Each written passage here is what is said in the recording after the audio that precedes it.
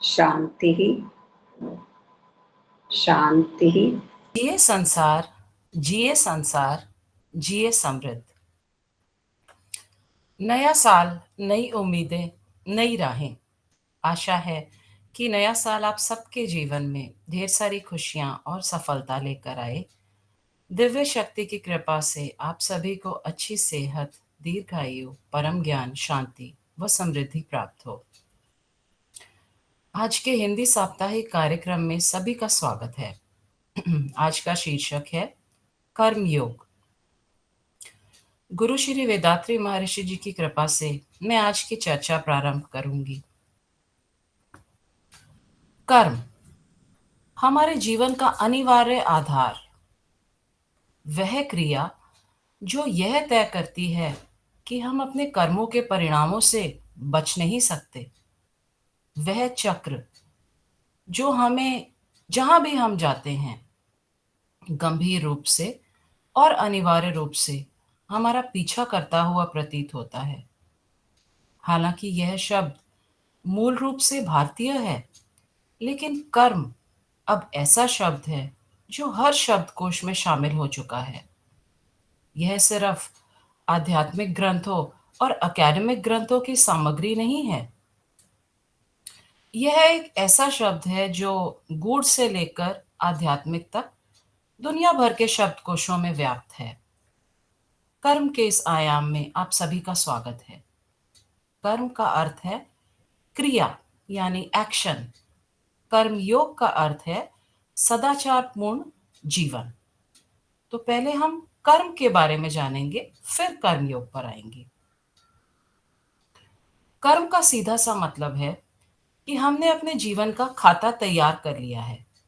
इसका मतलब है कि हम अपने भाग्य के निर्माता खुद हैं। जब हम कहते हैं यह मेरा कर्म है, तो वास्तव में हम कह रहे हैं मैं अपने जीवन के लिए जिम्मेदार हूं। कर्म का अर्थ है स्वयं अपने सृजन का स्रोत बनना, स्वर्ग से जिम्मेदारी अपने ऊपर स्थानांतरित करके व्यक्ति स्वयं अपने भाग्य का निर्माता बन जाता है। कर्म सभी अस्तित्व का प्राकृतिक आधार है। यह ऊपर से थोपा गया कोई कानून नहीं है। यह हमें अपनी जिम्मेदारी किसी और को सौंपने की अनुमति नहीं देता। हालांकि कर्म कोई सिद्धांत नहीं है। इसे मानने पर कोई ब्राउनी पॉइंट्स नहीं मिलते। इसे न मानने पर हमें कोई नकारात्मक अंक नहीं मिलते। कर्म कोई पंथ, शास्त्र, विचारधारा, दर्शन या सिद्धांत नहीं है। यह एक अस्तित्वगत क्रिया है।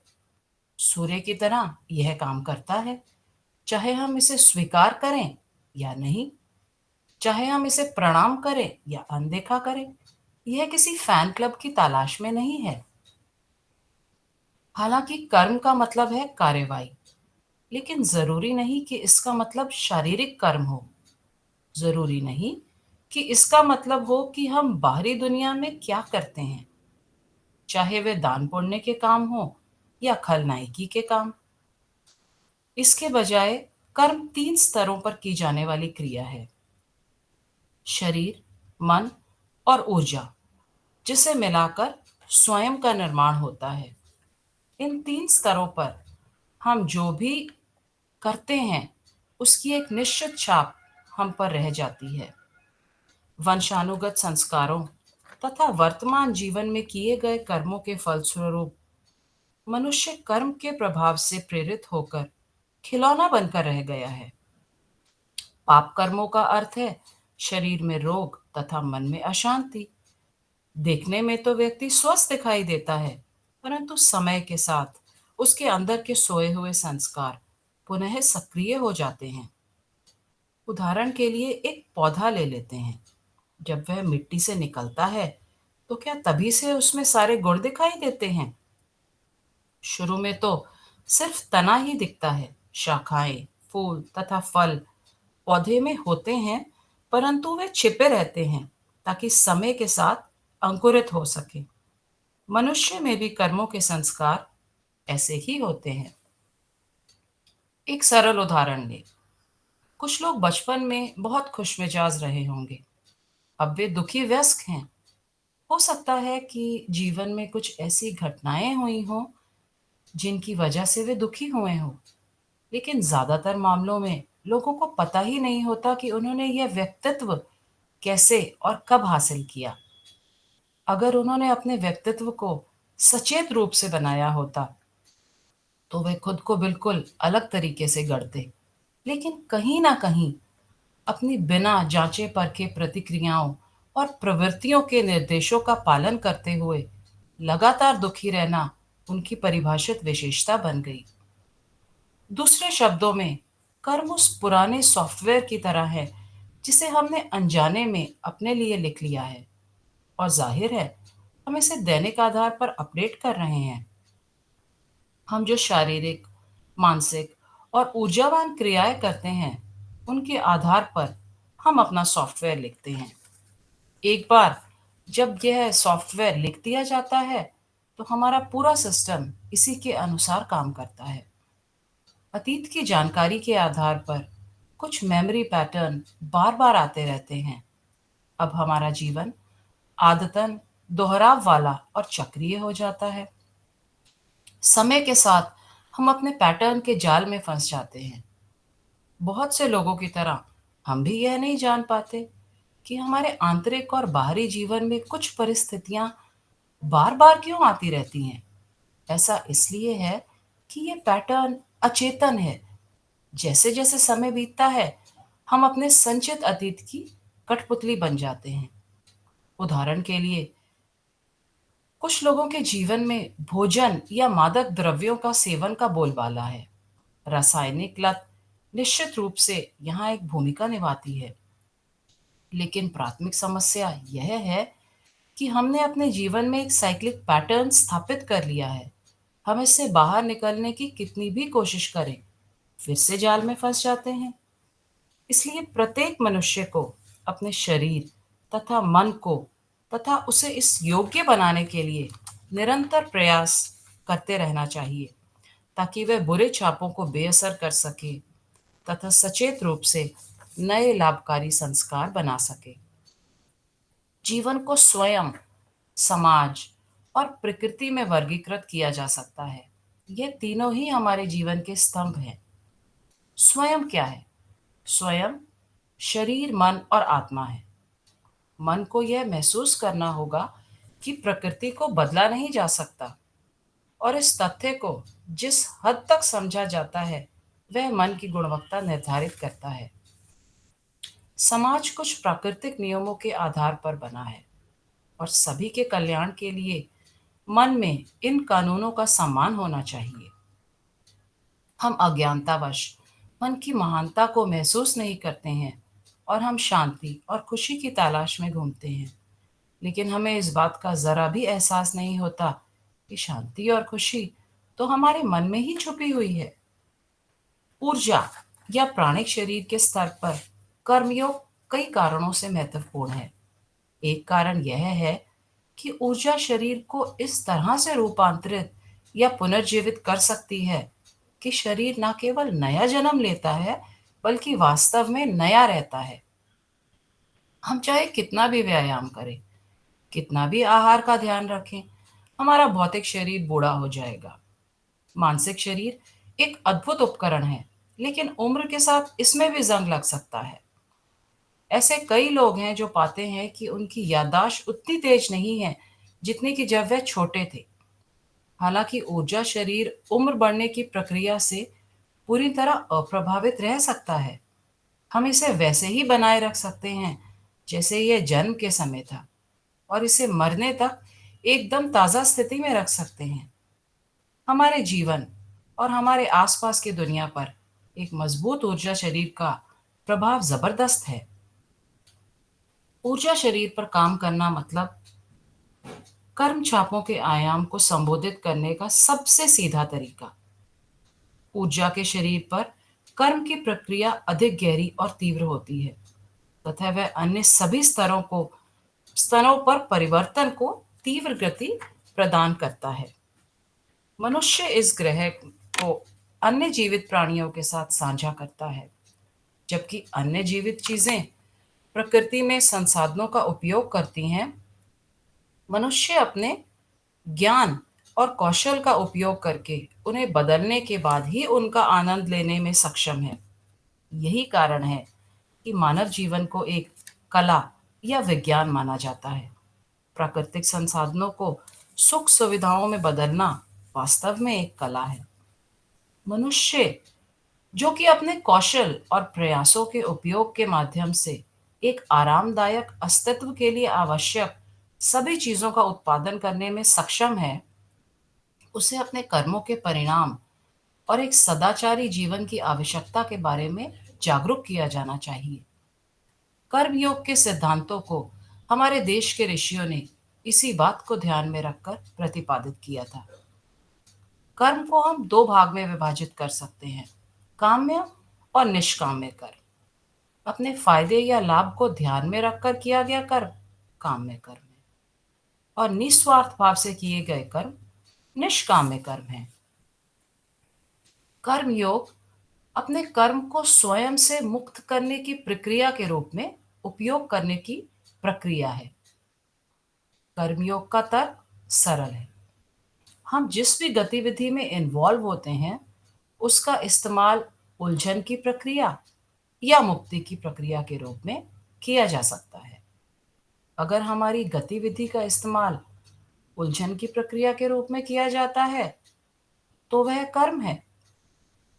अगर हम उसी गतिविधि का इस्तेमाल मुक्ति की प्रक्रिया के रूप में करते हैं, तो वह कर्म योग है। कर्मयोग का मतलब व्यस्त रहना नहीं है। इसका मतलब लगातार कर्ता भाव में रहना नहीं है, बल्कि इसका मतलब यह है कि ऐसी गतिविधि में शामिल होना जो हमें मुक्त करे, ऐसी क्रिया करना जो हमें हमारे उच्चतर प्रकृति की ओर, हमारी स्वतंत्रता की ओर ले जाए। एक व्यापक धारणा यह भी है कि कर्मयोग का अर्थ है समाज सेवा, कि कर्मयोगी एक परोपकारी व्यक्ति होता है। यह मिथक है। केवल सेवा करना ही कर्मयोग नहीं है। कर्मयोग का इस बात से कोई लेना देना नहीं है कि हम किस तरह के कार्य करते हैं, बल्कि इस बात से है कि हम इसे कैसे करते हैं। अच्छे कर्म भी सचेत रूप से करने की बजाय मजबूरी में किए जा सकते हैं। इससे मुक्ति की बजाय उलझन हो सकती है। यह इच्छा शक्ति ही है जो एक्चुअली मायने रखती है। अगर कर्म बंधन पैदा करता है, तो वह कर्म है। अगर कर्म मुक्ति पैदा करता है, तो वह कर्म योग है। अगर हम कर्म को दयनीय तरीके से करते हैं, तो वह कर्म है। अगर हम कर्म को खुशी खुशी और सहजता से करते हैं, तो वह कर्म योग है। एक बार तीन आदमी एक जगह काम कर रहे थे। एक राहगीर आया और पहले आदमी से पूछा, तुम क्या कर रहे हो? आदमी ने ऊपर देखा और कहा, तुम अंधे हो? क्या तुम देख नहीं सकते कि मैं पत्थर काट रहा हूँ? राहगीर दूसरे आदमी के पास गया और वही सवाल पूछा। आदमी गुस्से से बोला, मैं अपनी जीविका कमाने की कोशिश कर रहा हूँ, मुझे अपना पेट भरना है। राहगीर तीसरे आदमी के पास गया और सेम सवाल पूछा। वह आदमी बहुत खुश होकर खड़ा हो गया। वह बोला कि मैं एक शानदार मंदिर बनवा रहा हूँ। तीनों व्यक्ति एक ही काम कर रहे थे, मगर दिल से एक ही व्यक्ति काम कर रहा था। हमारे जीवन का हर एक कार्य उस तीसरे व्यक्ति के जैसा हो सकता है। हमारे जीवन की विषय वस्तु मायने नहीं रखती, हमारे जीवन का संदर्भ मायने रखता है। इसलिए कर्मयोगी बनने का मतलब यह नहीं कि हम जो भी कर रहे हैं उसे छोड़ दें। इसका मतलब यह है कि हम इसे पूरे दिल से करें और इस प्रक्रिया में जहां भी जाएं एक खुशनुमा दुनिया बनाने में मदद करें। इसे समझने के लिए हमें किसी शास्त्र या विद्वान होने की आवश्यकता नहीं है। बस हम खुद को देखें। हम देखेंगे कि जब भी हम बिना किसी अपेक्षा के कोई कार्य करते हैं, तो जीवन का हमारा अनुभव गुणात्मक रूप से उस समय से भिन्न होगा जब हम अपेक्षा के साथ ऐसा करते हैं। क्योंकि हर किसी के लिए अपने कर्म के फल को छोड़ने के लिए पर्याप्त जागरूकता विकसित करना आसान नहीं है। इसलिए दुनिया की हर संस्कृति ने प्रेम के महत्व पर जोर दिया है। जब हमारे मन में किसी के प्रति गहरा प्रेम होता है, तो अपने कर्म के परिणाम को छोड़ना बहुत आसान हो जाता है। इस मामले में महिलाएं निश्चित रूप से पुरुषों से बेहतर कर्मयोगी हैं। वे सब महिलाएं जो सदियों से चुपचाप, बिना थके, गुमनाम रूप से, बिना किसी लाभ के काम कर रही हैं। कर्म योग हमें याद दिलाता है कि कर्म कभी भी समस्या नहीं होता। कर्म के फल की अपेक्षा ही दुख का कारण बनती है। अगर हम जो भी करते हैं उसका आनंद लें और पूरे मन से काम करें, तो दुख का कोई सवाल ही नहीं होता। अगर हम खुशी खुशी काम करेंगे तो हमारे काम करने की क्षमता में बहुत वृद्धि होगी। केवल वह मनुष्य जो पूर्ण रूप से आनंदित है, वह ही अपने कर्मों को त्यागने की सलाह दे सकता है।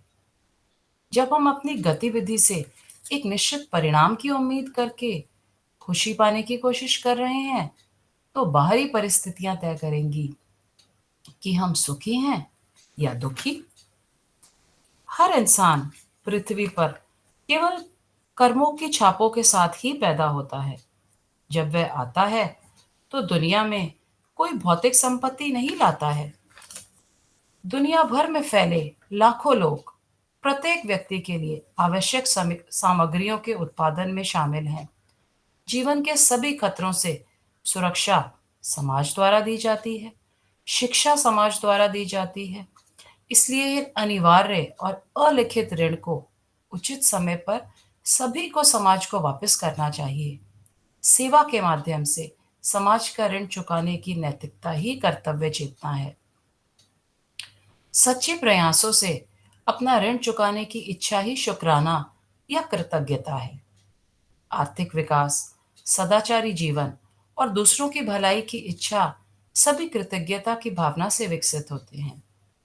प्रत्येक कार्य कर्म की प्रकृति के अनुसार सुख या दुख के रूप में एक परिणाम और पुरस्कार देता है।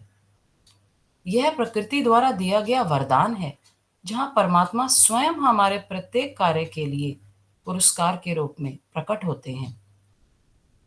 मौलिक, सर्वव्यापी दिव्य ब्रह्मन सभी अच्छे कर्मों का प्रतिफल देता है और यह अनुभूति कर्म योग का आधार है। कर्म योग की अवधारणाएं दुनिया भर के लोगों के लिए एक सामान्य धर्म के रूप में माने जाने के लिए आदर्श हैं। अगर कर्म योग ही दुनिया का धर्म हो जाए, तो सबका जीवन कितना नैतिकतापूर्ण हो जाए। हमारे स्वामी जी श्री वेदात्री महर्षि जी ने कर्म योग के 10 सिद्धांत बताए हैं। वे इस प्रकार हैं।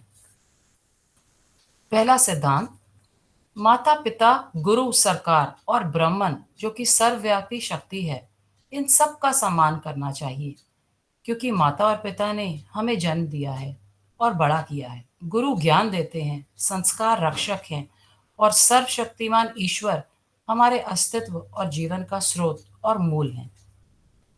दूसरा सिद्धांत, मनुष्य के लिए परम शक्ति की आराधना आवश्यक है, क्योंकि यह शाश्वत शक्ति है जो ब्रह्मांड के रूप में विकसित हुई है और चेतना के रूप में सभी के भीतर काम कर रही है। इस आराधना के अभाव में मनुष्य में अहंकार अंकुरित होकर विकसित होगा और बदले में अत्यधिक इच्छा से गलत कार्यों को जन्म देगा, जिसके परिणाम स्वरूप जीवन में दर्द, समस्याएं और दुख होंगे। तीसरा सिद्धांत, प्रकृति के नियम को समझना चाहिए। व्यक्ति को हर कार्य, चाहे वह विचार, शब्द या कर्म हो, इस दृष्टिकोण के साथ करना चाहिए कि वह स्वयं या दूसरे को, वर्तमान या भविष्य में, शरीर या मन को पीड़ा न पहुंचाए। चौथा सिद्धांत, सुखी और सफल जीवन जीने के लिए व्यक्ति को जीवन में हर कार्य में संयम बरतना चाहिए। पांचवा सिद्धांत, नैतिकता, कर्तव्य और दान के दायरे में एक सद्गुणी जीवन शैली का पालन करते हुए जीवन में सद्भावना और शांति बनाए रखना चाहिए। छठा सिद्धांत, जीवन में 5 कर्तव्यों का पालन होना चाहिए। वे हैं स्वयं के प्रति कर्तव्य, अपने परिवार के प्रति कर्तव्य, अपने रिश्तेदारों के प्रति कर्तव्य, समाज के प्रति कर्तव्य और विश्व समुदाय के प्रति कर्तव्य। 7वां, आध्यात्मिक मुक्ति के लिए समाज की सेवा करें। 8वां, नारी जाति का सम्मान करें। 9वां, व्यक्ति को अपनी आय का कम से कम 1% हिस्सा केवल ज़रूरतमंदों की मदद और कल्याण के लिए खर्च करना चाहिए। और आखिरी में 10वां सिद्धांत, जीवन के उद्देश्य को प्राप्त करने के लिए ध्यान और आत्मनिरीक्षण करना चाहिए। एक लोकप्रिय संस्कृति के रूप में कर्म योग को जीवन के एक उत्कृष्ट तरीके के रूप में विकसित करना चाहिए। यह सबसे अच्छी सुधार योजना है। इसमें सोच, सूक्ष्मता, तीव्रता, दृढ़ता और ज्ञान की स्पष्टता को विकसित करने और शांति करने के लिए आत्मविश्लेषण शामिल है। मैं क्या कर रहा हूँ और इससे परिणाम क्या है? इसे जानकर उसे कार्यरत करने और संस्कृति को विकसित करने का आत्मविश्लेषण अभ्यास इसमें है। इसमें हमें हर कार्य के परिणामों का बोध और सचेतन जागरूकता के कारण ईश्ता का बोध पाकर सदाचार और कर्मयोग की राह पर चलने वाला एक गुणी जीवन मिलता है। हमारे जीवन का उद्देश्य क्या है? परमात्मा के साथ आनंदमय होकर जीवन को अनुभव करने और ज्ञान की व्यवस्था का अभ्यास और जीवन के तरीके इसमें हैं, जो हमारे खुद के मूल्य को समझने, उसे विकसित करने और आत्मविश्वास के साथ जीवन जीने के लिए निडरता और सद्गुण विकसित करने के लिए उपयुक्त हैं। और अगर संक्षेप में कहा जाए तो मानवता की राह पर चलते हुए साधना की राह ही मनोसमृद्धि कला है। और इसी के साथ मैं अपनी वाणी को विराम देती हूँ। जिए संसार, जिए संसार, जिए समृद्ध। पूरे विश्व में सुख समृद्धि और शांति हो। पूरे विश्व में सुख समृद्धि और शांति हो। पूरे विश्व में सुख समृद्धि और शांति हो। ओम शांति शांति शांति।